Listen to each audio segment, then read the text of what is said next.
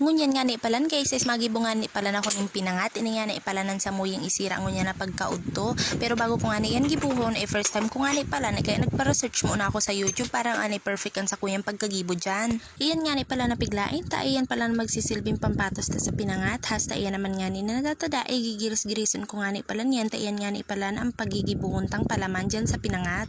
Igwa naman palan nga ni kita dyan yung tanglad, inali ko na nga man palan nga ni dyan ang dahon, tayo nga ni magsisilbing pampugos ta at dyan sa pinangat. Habang nga ni yan naman nalawas niya, ipigparapit-pit ko naman palan nga ni yan, itipapairarom ko yan at dyan pag nagluto na.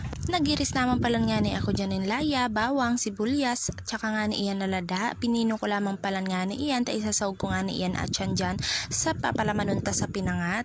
So ayun guys nga ni pinagsarala ko na nga ni pala ng pampalasa dyan. Hinaluan ko nga ni pala niyan kidiit na lumbod. Tasapi da nga ni pampadagdag linamlam pa da nga ni iyan sa pinangat. Ilinaag ko naman pala nga ni iyan sa tuyang gata. Purong gata nga ni lamang ang linaag ko nga ni dyan para nga ni mas manami tsaka manatok nga ni iyan sa tuyang pinangat. Naglaag na pala nga ni ako dyan ng asukar tsaka nga ni iyan na asin. Pambalansi nga ni kan sa indang lasa. Linaganan ko naman pala nga ni iyan dyan ng diit na seasonings. Kaya sabi ko nga ni pampadagdag namit nga ni lamang. Wala nga ni pala na akong ibang pangsahog dyan. Kaya iyan nga ni na lang nabalaw ang pinangsahog ko. Sabi ko okay na nga ni iyan. Masiraman yan.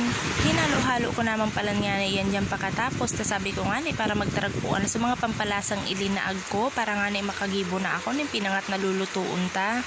Pasensya nga ni po palan guys kung sa mga oras na yan ay medyo maribok na. Ta nagparaura na nga ni kaan. So ayun guys nga ni ay magapatos na nga ni kita kan sa tuyang pinangat. Dinaganan ko lang palan nga ni iyan dyan ay natong naginiris panselbin sa iyang palaman tsaka nga ni yung hinalo kong panimpla kasubago. First time ko nga ni palan magibo ka iyan kaya masyanon di ko pagamay pero sabi ko nga ni carry lang. Iyan nga ni palan guys ang mga nagibo ko medyo dakol-dakol man palan nga ni. O yan man po palan nga ni ang gagamiton ta mga gata sa pagluto nga ni kan sa tuyang pinangat. Pigre-ready ko naman po palan nga ni iyan dyan para sabi ko nga ni maisa lang na pero makusugon nga ni pala ng oran digdi kaya ilingon na sa nanindo iyan. Music maestro!